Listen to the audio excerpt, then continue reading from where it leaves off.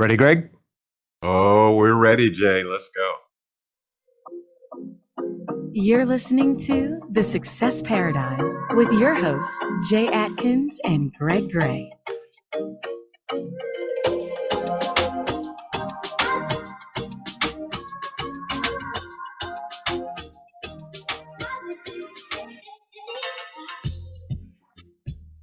Well, Greg, we got a good one here, as they say in the South.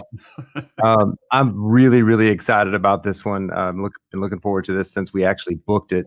We're getting ready to chat with Stuart Macmillan, and he's a senior executive with over 30 years of management experience, the last 20 of which has been in the direct selling channel.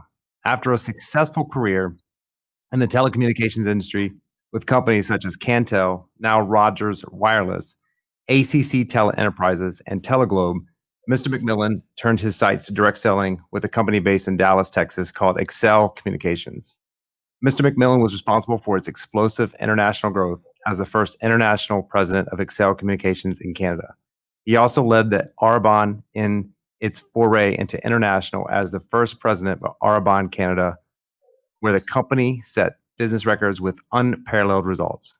As a co-founding president of MONAT, he took this startup from zero to an excess of $400 million in 5 short years.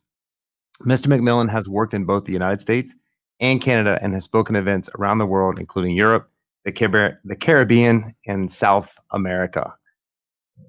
Stuart, welcome, man. I'm really looking forward to this conversation from someone as successful as you. And I've had a pleasure of having conversations and getting inside of that very intelligent mind of yours and seeing how it works. So I'm looking forward to this, and welcome.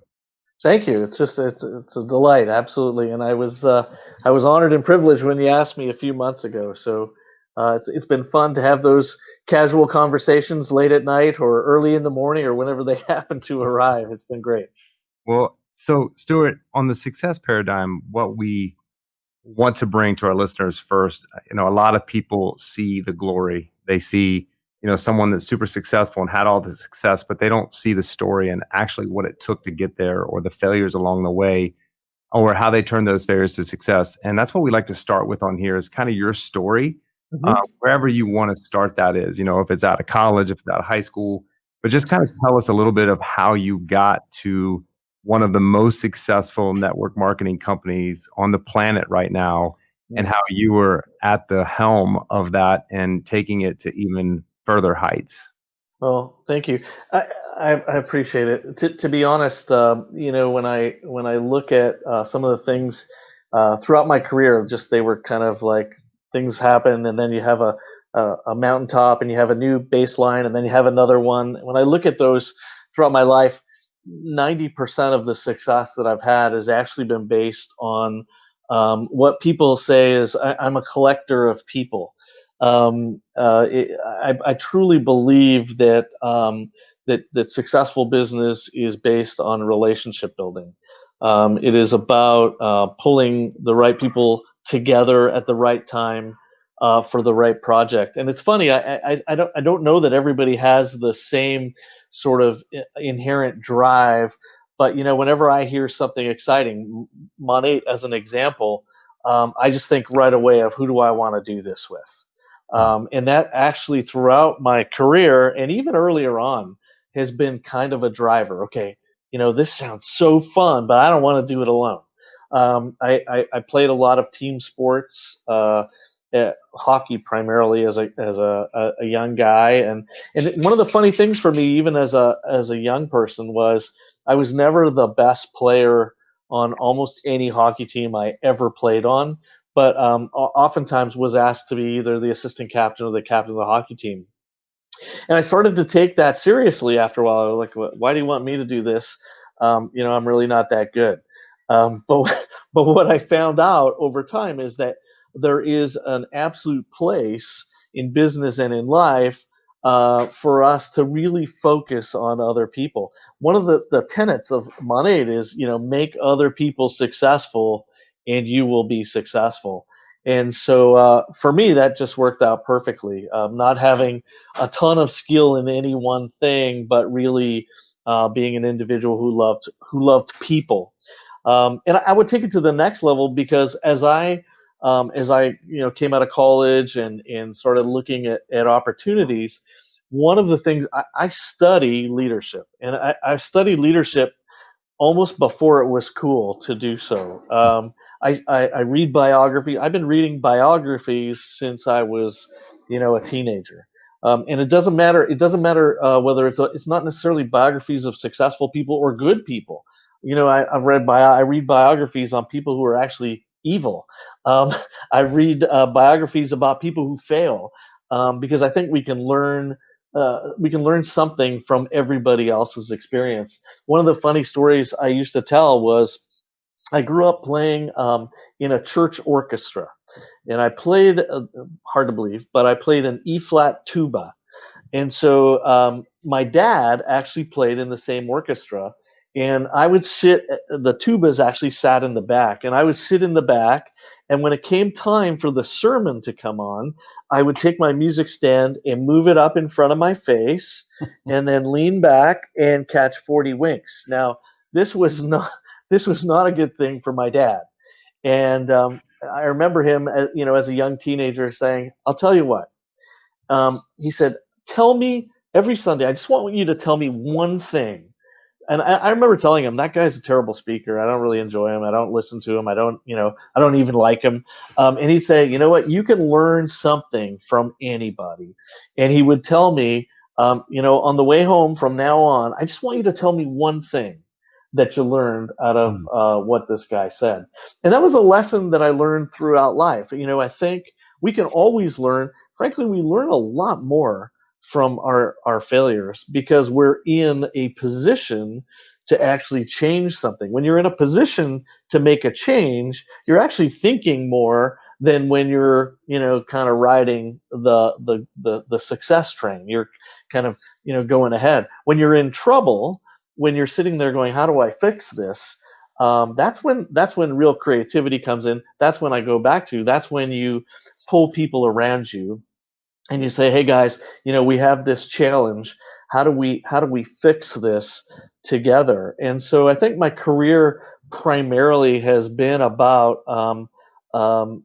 plateaus and then peaks, a few valleys, but primarily it's been centered around pulling people together and saying, "Hey, let's do this together. How do we win? How do we overcome this challenge together? How do we use your skills and my skills?" And if you played any team sports, the two team sports I think that I've been most involved in, one was hockey because I played it. The second was football because my son played at a college level.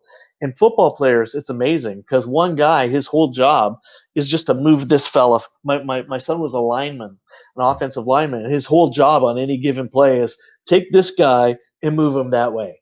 And when you think about it, in business, sometimes the captain or the quarterback or the president gets all the glory. In fact, if the lineman wasn't moving that person that way, if in our company, in MONAT, if the pickers and packers who are delivering the product didn't put it in the box exactly the right way, you wouldn't have the success you have. And I think over time, my failures have more often than not been when I started to believe my own press. When I forgot about the fact that, shoot, we're all in this together, and there's absolutely no way we can achieve success unless every individual in the team is doing their thing. And also to make sure that I take the time as a leader to praise everybody.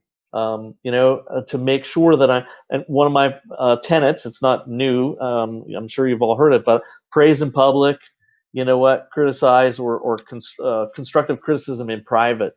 And so taking the time all the time to let people know that they're doing a great job, that they're appreciated, that we're in this together, that their piece in this puzzle is every bit as important as anybody else's. So that's kind of been, it's interesting because, when you get to the age that I am, today's my birthday, by the way. So Happy birthday. Thank you. That's awesome. But it's a day to reflect a little bit, backwards and go, what's life been about? What's my career been about? And when I think back, really, the only thing I think I'm quite good at is putting people together. My team at MONAT, somebody's worked for me for 20 years. Someone else has worked for me for 22 years. Someone else I met 10 years ago. A lot of the executive team at MONAT, which is only a 6-year-old company, has people that have worked with me off and on for the last couple of decades. And Wow. to me, that's just, it's one of the, I try not to be proud, but that's one of the things I'm probably the most proud of, is that given an opportunity, if I picked up the phone and said, hey, I got this really cool thing, come join me, that people would. So you intrigue me with when you said a collector of people. I love that phrase. Um, and clearly you've been kind of taking note of the people that have been impactful and kind of, so when you go to the next place, I got you on speed dial. It's time to go do this thing. It's time to go do this thing. So Yeah. I want to roll back the clock though, Stuart, to when you first got in this collector of people. My sense is from your success that you're pretty good at that now, and maybe you've been good at it for a long time. But tell us about what you did to fine tune your selection or collection filter when it came to collecting people, because all of us have tried to do it before, and some of us, quite frankly, have collected coins that didn't quite fit Mhm. in the collection. How did you make those kind of decisions, or maybe where'd you make a mistake and realize I need to do this differently the next time when I'm building this But team? it's interesting. I don't know if you've ever read Malcolm Gladwell's The Outliers, but Malcolm Gladwell actually has a theory about when we say, it's our gut, it's really not your gut. It's actually the processing of old experience. And I would tell you that oftentimes the times I made mistakes in hiring people was when I looked at their CV and everything on their CV said they would be perfect for the job, but my gut, I overrode what my gut said with what was on their CV. Hmm. And sometimes I did that because what it's going to look like. What's it going to look like to say no to this person? Right. So um, one of the things that I said early on in my career when I would train other people in hiring practices was, if someone's going to be a direct report to you, ask yourself while you're talking to them, could I have lunch with this person? Could I break bread with this person? Could I spend an hour? They don't have to be the same as you. You don't have to Right. have similar interests. But if you don't think that you could actually spend an hour breaking bread, having lunch, having a drink, whatever it is, then you shouldn't hire them, Hmm. because it's not going to work. And I think over time, I just saw that um, gut comes into play. Chemistry is so important, and it overrides, frankly, some of the experience in people's resume. Do you think? And when we bring people into our organization now, chemistry is right at the top. Like, are they going to fit in with this group of people that we've put together? Are they the kind of player that's going to want too much glory and not be a team player? All those things are really important. The other side to that, though, is, and I got this from Jim Rohn. I'm actually old enough to have seen him in person, and he said, if I had a nickel for every person that I thought I should fire but I didn't, Hmm. he said I'd be a lot wealthier than I am today. And I think that hard decision of saying, hey, this isn't working, and letting them go. He said, never once have I ever regretted letting someone go. But many, many times, and my experience follows this, are there times where you think maybe I should let someone go, and I didn't, and I delayed it, and there was an impact. And I don't think letting people go is necessarily a bad thing. Frankly, I've let people go and then rehired them years later in a different opportunity, because, as I assessed the opportunity, that one wasn't right for them, but this one is. And letting someone go, in my opinion, if nobody likes to fail. So Right. if they're not succeeding, either they're in the wrong job, or there's something wrong with the way that I'm interacting with them. If I always say there's 3 criteria. If they have integrity, they work reasonably hard, and they're reasonably intelligent, right? If Right. those 3 things are in place and they're failing in their job, it's probably my fault. You know? Hmm. Wow. Well, I tell you, I'm thinking back on some hires over my life, and I I wish I could have known that there's at least 10 people I'm thinking about. I wouldn't have lunch with that person. It would have saved me and them a little heartache, quite frankly, because it's not just what it does for us; it's what it does for them in terms of Right. not being in a good fit. So Exactly. good stuff. So, Stuart, kind of back to your story. I'm going to go back there a little bit. You're now running a network marketing company.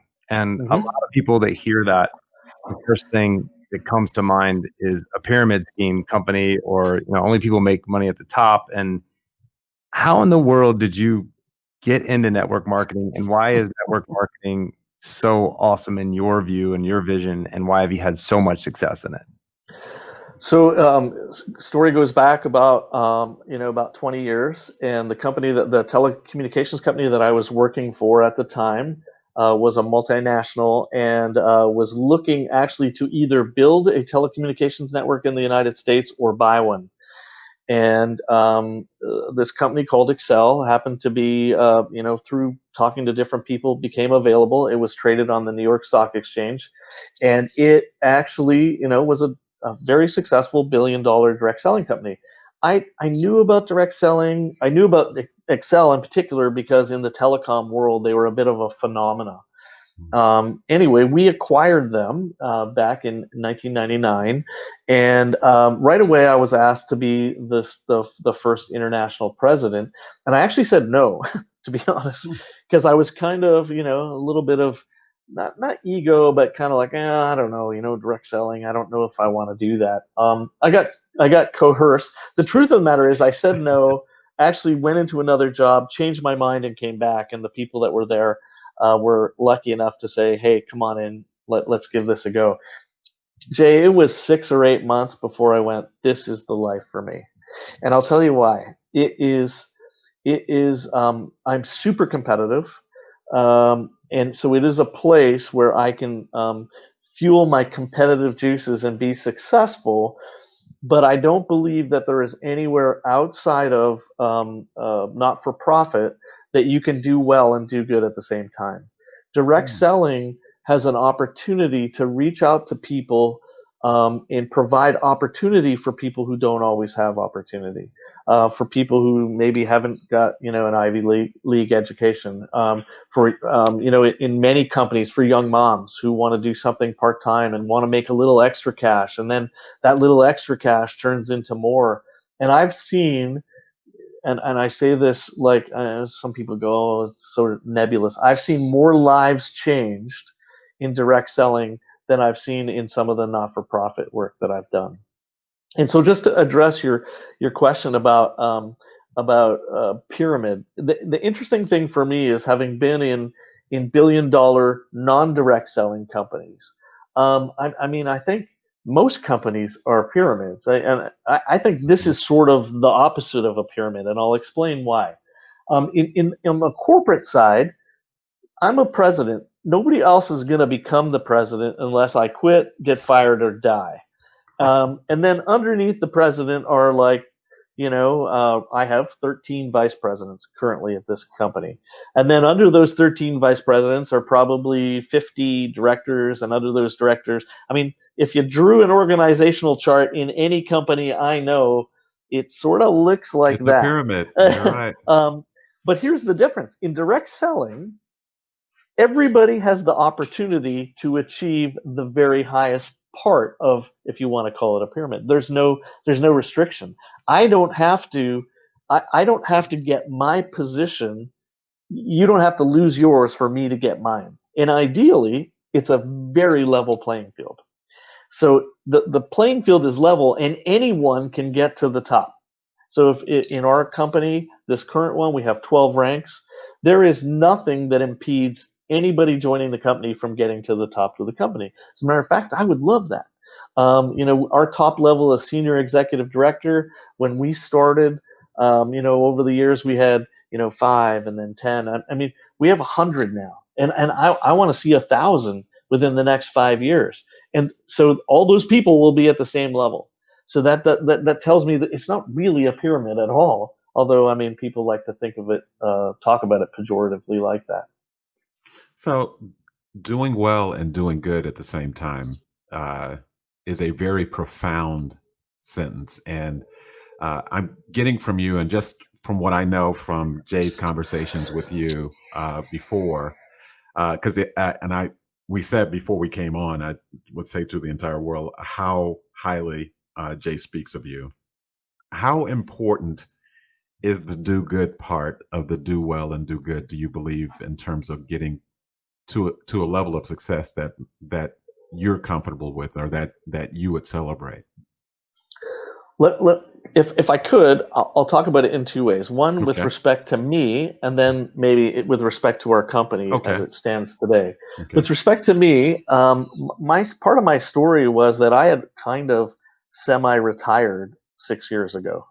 Okay. Semi-retired. I mean, I started consulting, and I wasn't working for a company anymore.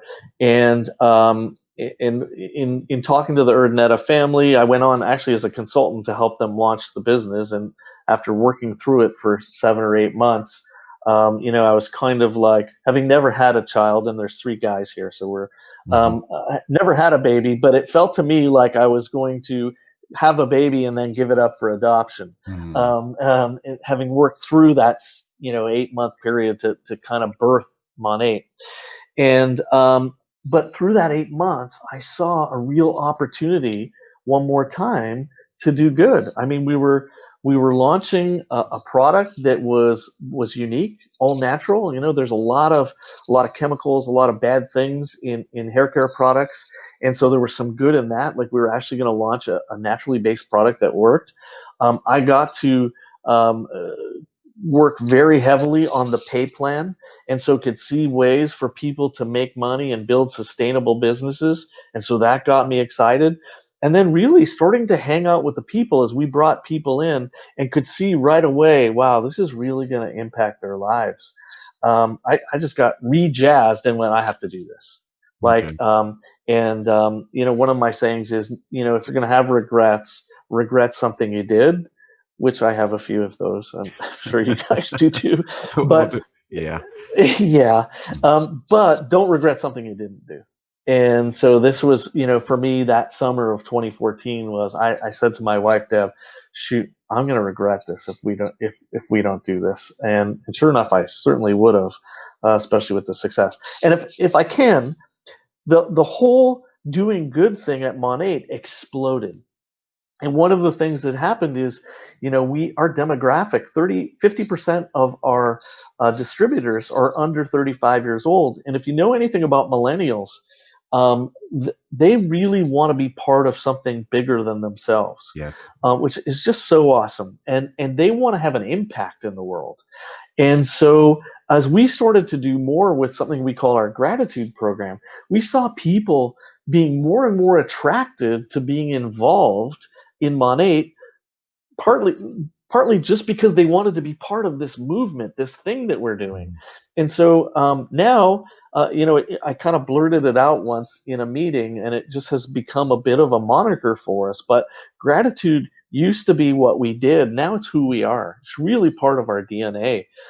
Every single event that we do, whether it's a corporate event or a field event, there's got to be some gratitude element to it. When we travel, we took our elite group last year to Barcelona and to the Grand Prix in Monaco. Our top 10 was a pretty cool trip.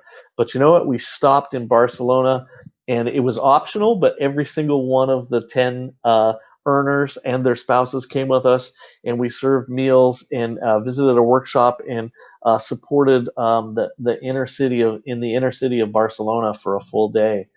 We went to Bermuda, and all of us got together, and we bought smart boards, smart boards that they have in schools for one of the schools in Bermuda. And I don't say that to brag. I say it because it's fun. It's fun. And it's fun for the people who are involved, that we just feel, hey, we're doing more than just selling shampoo. We're actually trying to impact the world in a really cool way. Well, those things don't have to be mutually exclusive, which is, Exactly. and that's why it really resonated with me that you said that, because I think a lot of times people feel like they, especially on the road to success, that they have to uh, rob Peter to pay Paul. That I'm going to Mm, have to mm. sacrifice. If I'm going to do good, I'm going to have to be a pauper, or if I'm going to Right. do well, then I'm going to have to put that other stuff that I care about Or aside. step on people to get there. Right. Correct. Yeah. Yeah. Correct. That was very insightful. I appreciate that.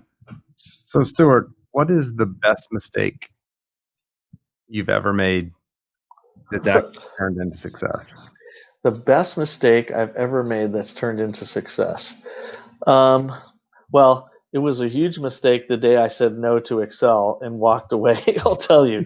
And then had to come back with my tail between my legs going, hey, you know what? I've rethought this and I really want to do it. I would say I'm going to go back to something I said a little earlier. The worst mistakes I've made is when I forget that it takes a team to do something. Hmm. I think the worst mistakes I've made is when I've let, like I said, I've believed my own press, and I haven't embraced people in the way that I should, or maybe manipulated people in a way that, to get my own way. I'm pretty good with words, so not backing up my walk with my talk, or my talk with my walk. And when you lay it out there and say, you know what, I'm going to build MONAT with integrity. One of the things, Jay may have told you, but one of the things that I've been saying at MONAT since we started was that we need to be a light. Hmm. And I think that, when you put it out there that you're going to be a light, then you've planted a flag in the ground, and you better back it up, because people are going to be watching you. And I think, my greatest mistakes have been when I let my ego maybe get in the way of being a real light. So, how did you know? That's so when you were saying that, because a lot of times, I happen to be married to a woman that lets me know Yeah, way ahead of when the world would normally let me know. But yeah. how? So when that mistake was coming to pass, was there something? Was it just a feeling you had, or was there someone that you trusted that said, "Hey, Stuart, let me talk to you here, man. It doesn't feel I, right." How did you I know? I think sometimes things when the words come out of your mouth. Okay. Sometimes you ignore them. One of the things that I've been blessed with over the years, and something that I learned in my 30s, was to surround myself with accountability partners. Okay. There's an old proverb that says iron sharpens iron, and I have made a point in my life of handing over the right for people to give me heck. Okay. And right now there are, five men that I know of, that do not hesitate to say, hey, you know what, you're veering off, your light's not shining. Then I have a sister, a daughter, and a wife, who all three of them have absolutely no problem telling me. So, but that requires you to kind of sit back a little bit, though, ego wise. I mean, a lot of people can't do what you. I surround myself with people, with smart people, but not necessarily with people that will challenge me, because that's a different level. You can put smart people around you, but when someone has the nerve to quote unquote talk back or Yeah. reveal, that's a different level for a lot of folks. So, Well, I how think, do well, you have mistake. I mean, we've been talking all day today about yeah. mistakes. The Hmm. mistakes I've made have been in boardrooms where I've squashed, where I've squashed conversation, or been so intransigent in what I wanted to do that I wasn't willing to listen to other people. Oftentimes, those ended up in disasters. And so, as you get older, you just go, hey, let's. I think I qualify it, and I qualify it because if you're a leader, there comes a point in time where everybody in the boardroom, and this happened to me at an early age. I remember in my 30s going, wait a sec, everybody's kind of looking at me, and I wasn't even the most senior person in the room. They look to you, go, hey, let's make a decision. So I qualify. I think discussion is important, but I think as leaders, there comes a point where you have to put a timeline on discussion, and you have to be willing to make decisions. I would rather make 5 bad decisions and try and fix them than than be an individual who can't make a decision. So, Stuart, you talked about surrounding yourself, and I'm part of a chat that you included me on, that I love being a part of. And all day, people have been wishing you a happy birthday. And so I was going to end with that, but happy birthday, and I'll probably end with it too. But in there, one of the consistent messages are great mentor, great coach.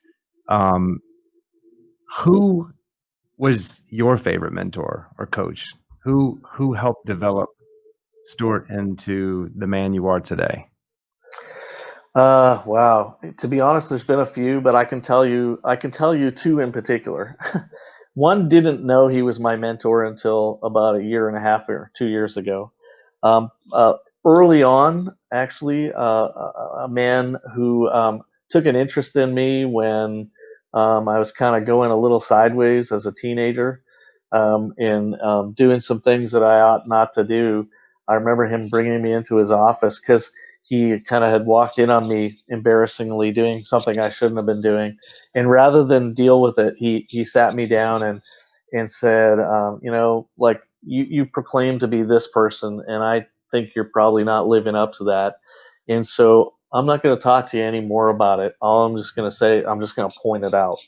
And then I'll assume next week that you've gone on your way and you're going to be the man that you profess to be. There's a man by the name of Paul Henderson who you guys may not know, professional hockey player in Canada, and in my late 30s, early 40s, came into contact with him. He was a bit of an icon in Canada, and so as a result, I let him, because I was pretty arrogant and brash in those days, and I let him talk to me in a way that other people hadn't. And over time, he still calls me. This man, it's been years, and he still leaves voice messages on my phone. I'll pick it up sometimes, and he lives up in Toronto. He's had cancer actually for 11 years and been able to live on. But his point to me was always about being consistent. And he said, your work life, you're super disciplined, and your personal life is very, very different. And he said, you know what? If you're going to be the man you need to be, you need all elements of your life to be consistent. And he held me accountable. He would call me sometimes and say, young man, you need a tune-up. And now I'm having a big birthday, and he still probably calls me young man. He'll leave me a message, young man, I was praying for you this morning. It's like, okay, well, that's pretty cool. I haven't actually even seen him physically in 8 years, but he still leaves me messages every couple of weeks. The second one is John Maxwell, who I read, one of the most impactful books I ever read, and I read it years and decades ago, almost, it would seem. The habits of 12 habits of successful leaders, 12 laws of leadership. And reading them, I thought, this is cool. And then over the last couple of years, I've, met him a few times, and, over the years, over the last decade or so. But in the last year and a half, he and I have become much closer. And he's another guy that isn't afraid to tell me when I'm not living up to the person I say I am. And so, I guess I sound like a really bad guy because all my mentors are telling me all the times I'm not adding up to the man I say I am. But I just think we all need that. We all need those people in our life. And and Tony Dungy, know him. He's been a pretty cool mentor too. Just love the way he his quiet demeanor and the way he talks about character over everything else. So I think that's what's important about success, is having a mentor. But I think the most important part of having a mentor is listening to them. And we all are so far from perfect. And if you're open to an outside perspective, I think you can have great success in your life. But if you think you know it all, and you're never going to grow. And I think still, your big birthday, I don't know exactly what it is, but I could guess. but still at this age and this success, you're still learning from Mm. other successful people. And I think, one of the things I always talk about is, being coachable.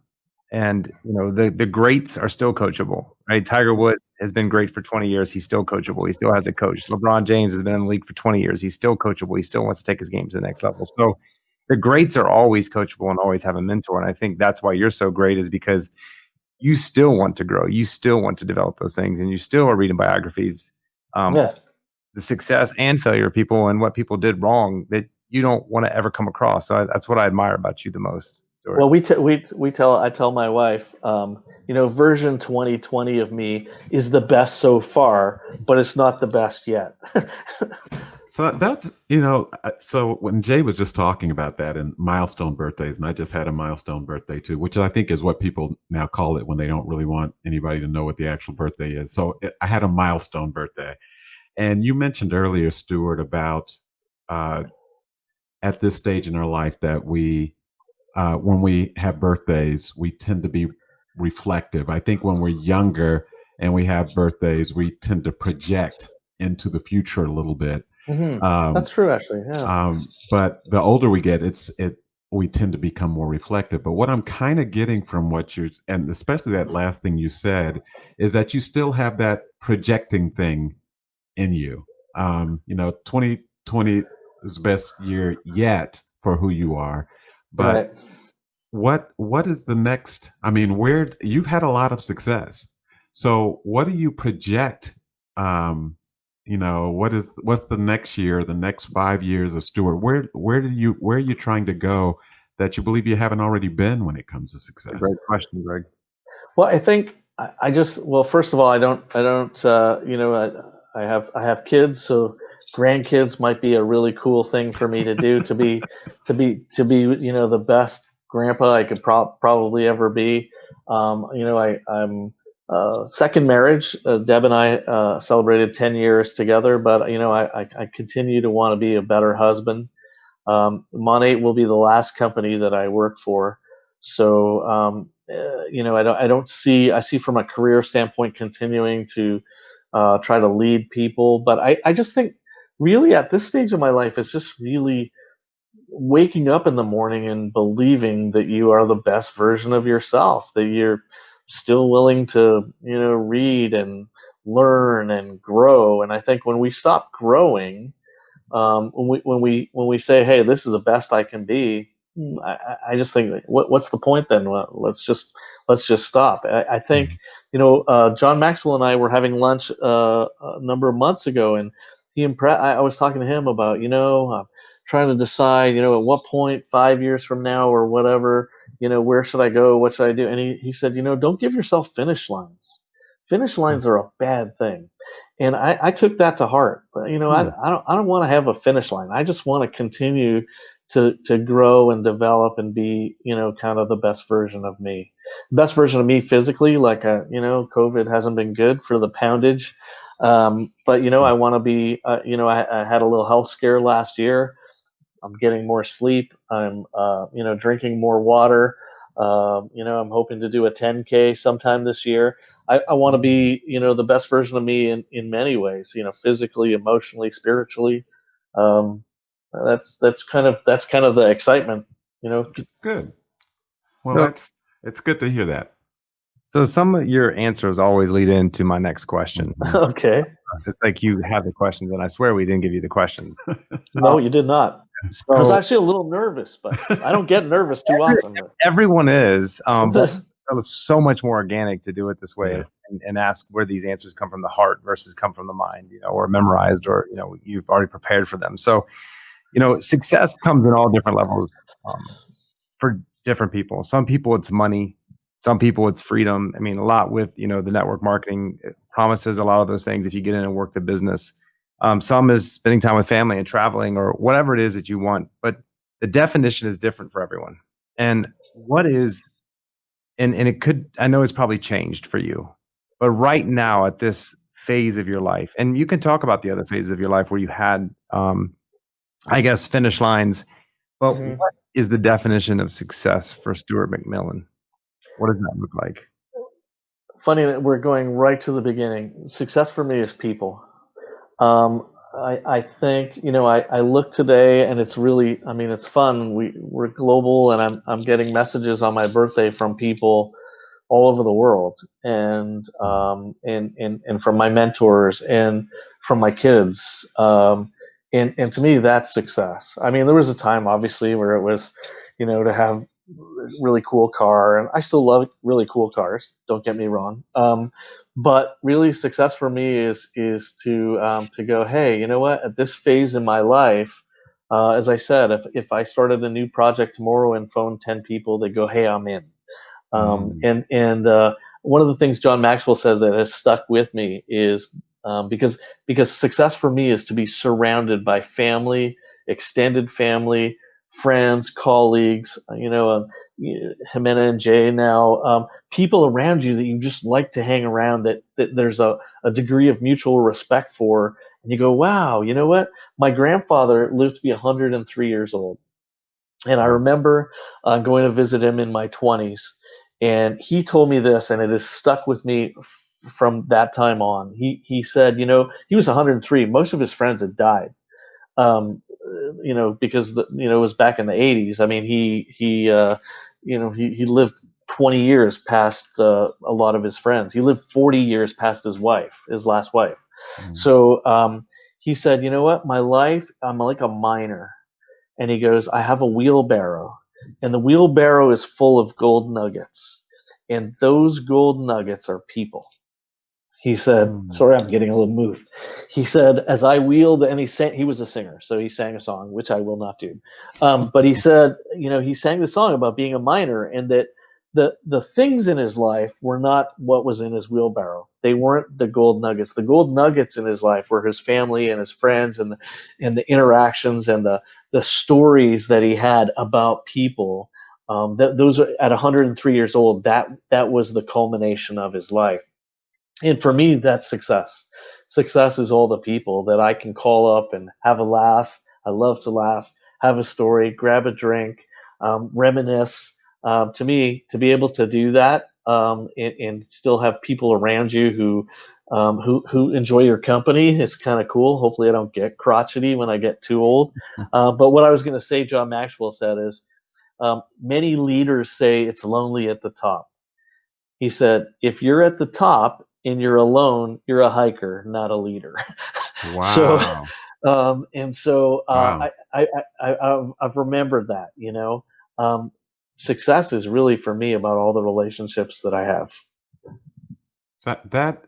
So our grandfathers would have probably really enjoyed each other's company. I remember a very similar instance, and he said it a little different way, but it was the same thing. I remember, because when you're the patriarch of the family sits in the room, and everybody kind of sits at their feet in like a semicircle, and they may not say anything all day, and then they say something, and then everybody turns around to listen to every word. That was John Grant in our family. And what he said, you remind me of what he said, because what he said was, just be a good servant. That was the whole line from John Grant, was just be a good servant. And the idea is exactly what you said, because if you're a servant, you are incorporating others in your life. You can't be a good servant to yourself. That doesn't work. No. But it's, so I got a little emotional when you said that too. I remember I can see John Grant in his overalls sitting in that chair with a Swisher Sweet cigar, that as we were just hanging on every single word. I can see him right now. But that's what it is. It's about being a good servant, and you are a good servant to others. Not, if that's what you're doing, then the rest of it will take care of itself. So absolutely. Yeah. That hiking analogy was a killer, by the way. I love that. In fact, one of the folks just commented in that stuck with them too. I'm gonna have that in my back pocket. Definitely have that in my back pocket. So, Stuart, if you had one habit that you do every single day, or let's just say 5 days a week, if you're really consistent, that you could share with our listeners that you think would change their life? Something that has just been something that you've implemented that could change someone's life if they actually were consistent and implemented it. What would it be? Well, I will tell you that I start every day in prayer. That may not be for everybody, but that's a habit actually that I've only just started probably in the last 5 years. I think though that even if you don't start the day in prayer, that you start the day thinking. Too often we start our day, and if you can't do it, then get up early. Honestly, like I think too often we start our day and we're into the email and we're into this, and I think that it is an amazing discipline to take an hour before your day starts, and whatever works for you. For me it's prayer, but for other people it might be meditation. For other people it might be just kind of thinking about their day. But you can't be purposeful, in my opinion, if you jump into your day too quickly. An hour in the morning gives you purpose. It gives you an opportunity to go, what am I going to do today? We all get the same amount of time every day. What is today going to look like? And think on your day. For me, I look at my calendar. I pray on every interaction through that day. You don't have to pray on it, but it might help to look at it and go, what is it, with intentionality? What do I want to achieve today? So I would say that has probably been the most life-changing discipline that I have, and I almost never. I mean, the only times it's happened is when I'm supposed to be on a plane at 5:30 and I accidentally got up at 4:30. Do you know what I mean?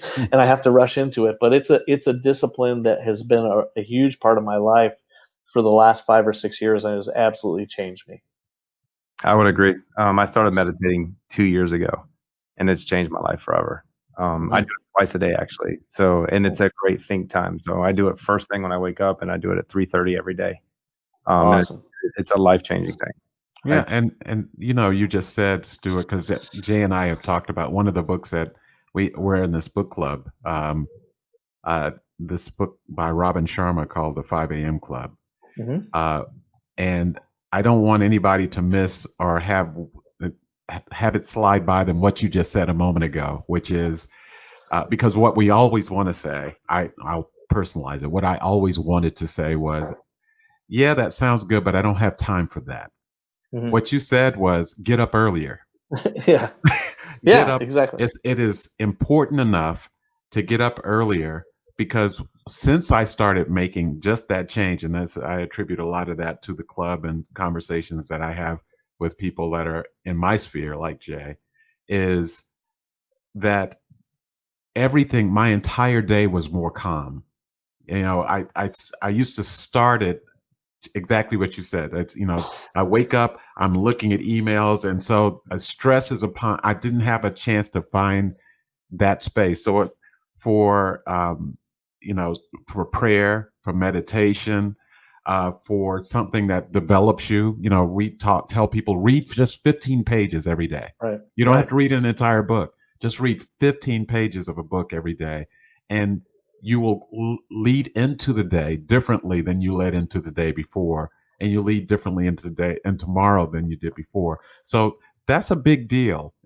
Success requires getting up earlier is a sacrifice, but it has a great yield to it. So that's very important. All success, in my opinion, is based on intentionality, and for me, getting up earlier and thinking through my day and being purposeful about it, then I have actually more control of the outcomes of the day, because I've actually thought about them. I've thought about each meeting and what do I want the outcome to be on that meeting without being in the middle of it. Right. Jumping in and jumping into an 8:30 meeting and going, okay, and then you're scrambling. I don't know, your days are probably like mine. You're just scrambling throughout the day.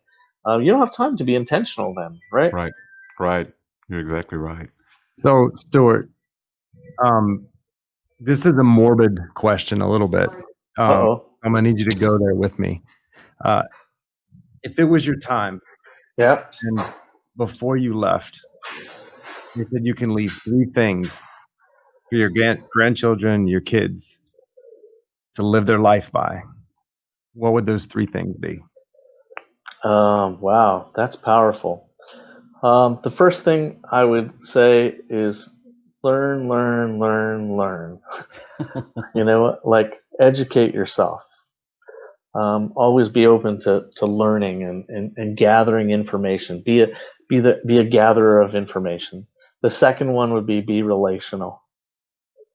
Relationships are way more important than money, and it goes back to the talk of our grandfathers. So be a learner, be a relationship person, and be a light. You know what? Don't just have relationships, but be intentional. Be a light. Be light to someone who needs you. Always be open and available to people. You don't have to be a gifted speaker. You don't have to be you don't have to be a gifted communicator to be a light. Everybody has a circle of influence, and I think we should always be prepared to be there for someone else, and because we never know when we're going to be needed. And I think if you do all three of those things, you can't help but be successful. Like I can't imagine that you did all three of those things well, and you wouldn't have a degree of success in your life. Well, I mean, we're getting to know each other, and I can say authentically, I don't know how much you learn, but I do know that you are very much a relational person. From the very moment I met you in Grand Cayman. We compared shoes. Yes, we had the same exact shoes. Oh, well, I know. That's all I need to know about if that's a shoe comparison. No one's ever had the same shoes. No one, never. And I looked down, I'm like, that's weird. And then be a light, and you are that. And you're always that light for everyone. You're always that amazing energy light. When I see you on calls and talking to people, I mean, you always bring an amazing energy. So that's a very authentic comment. And I think, those three things were so easy for you to say, but I think those are the three ingredients for success for Stuart. So appreciate that. Yeah. So if you're going to, one of the things that we love about these conversations is how to take what you're sharing, Stuart, and how you can put it in the toolbox of someone that might just be on the brink. They're just, I'm a learner. And this is what I was thinking about when you were saying before, the person that's listening here, that has been me. I'm a learner. I try to really, embrace relationships and involve myself authentically in relationships, but I don't have all that much light right now because my finances may be running out. My energy may be waning. What do you say, Stuart, to someone where the other two things are okay, but how do I share a light when I don't know if I feel like I actually have any myself?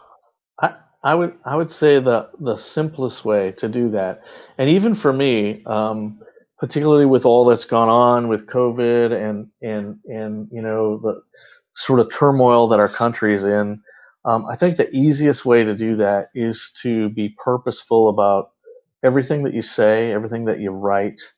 I think that if you go, is what I'm saying, is it uplifting? Is it encouraging? Is it positive? That's the best way to be a light, because people are looking for that. People are attracted to people who have a positive message. People are attracted to people who are positive. I'm not saying be artificial. I love what you said, authentic. But position your thoughts into things that are positive. To me, that's the best way to be a light, and anybody can do it.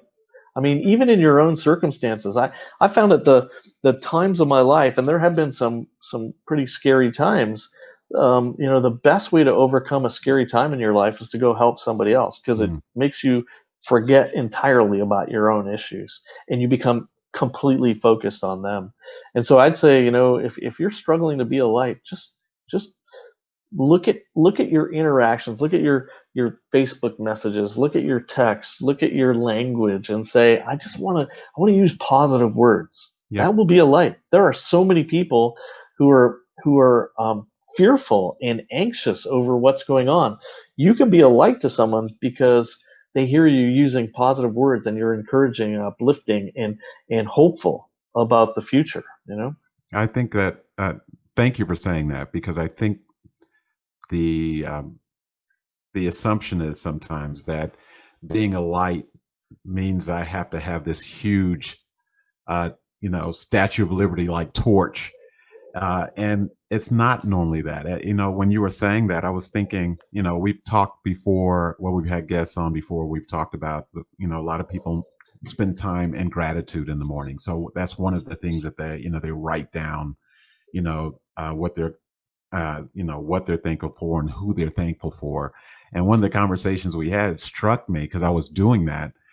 I was writing down that I was thankful for Stuart Macmillan, but I wasn't telling Stuart that. Oh, there you go. Yeah. So if I just took one extra step, and if it was enough for me to write it down, to just pick up my phone and just say, just text you and say, I appreciate you, Stuart. I don't know that I've told you that lately, but it's a big deal.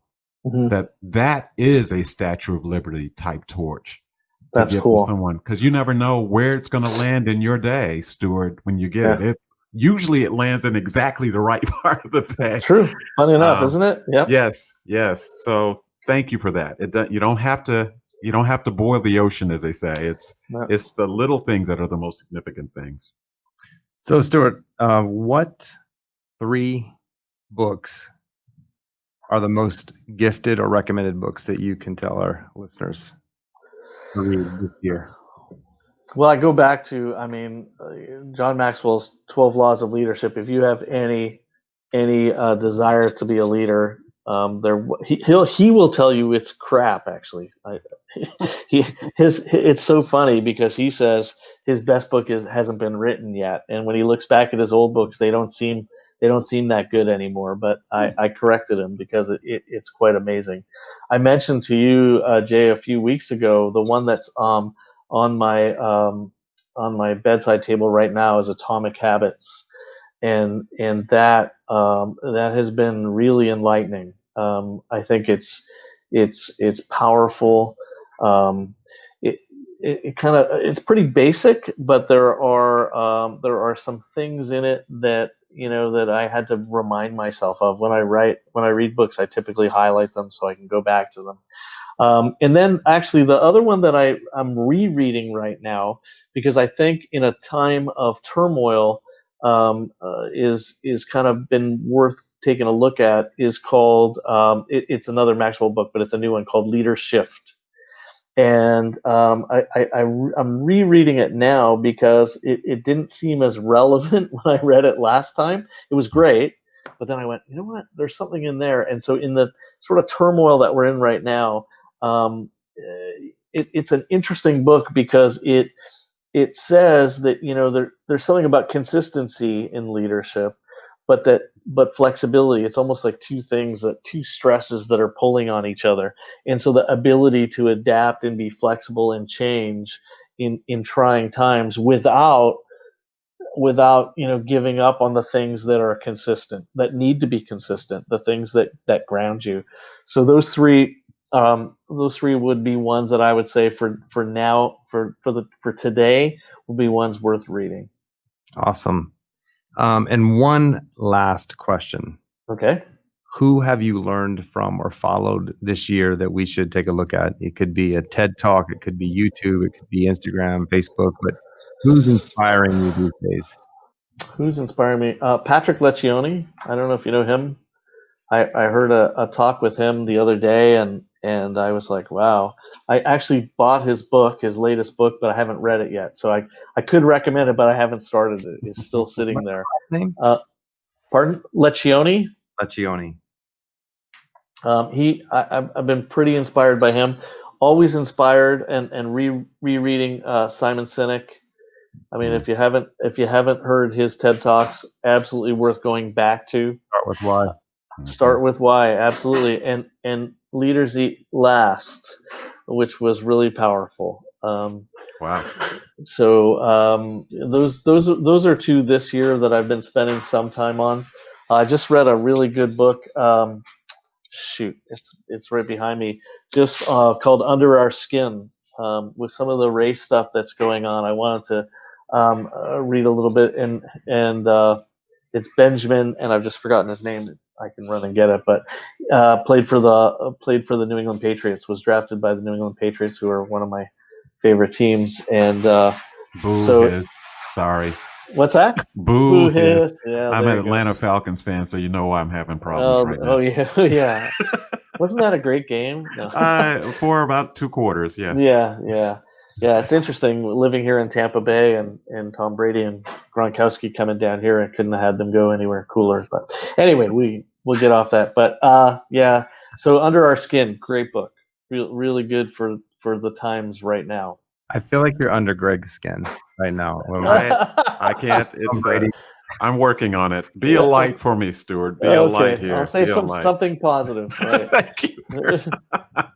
Well, man, I know you're really, really busy, and I really appreciate you coming on here, and really appreciate you coming on here for your birthday. It's That's really a big deal. Actually, look at my wife has got things kind of ready to go. So that's awesome. And one of the things that you said before we started this that everyone didn't get to hear that I think was pretty unique is, we recently went on an RV trip, and you said that it inspired you to do that, and you haven't really taken a day off in 6 years. And even on your birthday, I think, getting on this podcast, and I know you guys had an SED call today, and you're still working on your birthday, and I think that is the biggest reason for success. I'm not saying you have to work all the time, but I think, being focused and determined to grow a company is a great leader. And I admire you for all that you do for MONAT and my wife and the company and all the leaders there. And you're an inspiration. And I really appreciate you coming on here and sharing all of these nuggets that I'm about to go over. Hopefully I can read them all. Here we go. I think I can. I think I can. Look for the moment, Stuart. This is this is where it happens. This is the moment. And we share all these. And actually, Stuart, we're going to write a book probably next year called The Success Paradigm, where we're going to share all these nuggets. Is it okay if we quote you? Absolutely. So, be a collector of people. Relationship building is the most important thing in life. Focus on other people. Love people. Study leadership. Read biographies. Learn something from everyone, either good or bad. Learn more from your failures. Don't believe in your own press. Praise in a bubble. Criticize in private. Hire people that you would have lunch with. That's a great one. Your gut is important and always right. Chemistry is even more important. Always be competitive. Do well and do good at the same time. Don't regret something that you didn't do. It always takes a team to do everything. Surround yourself with accountability partners. Be consistent in all elements of your life.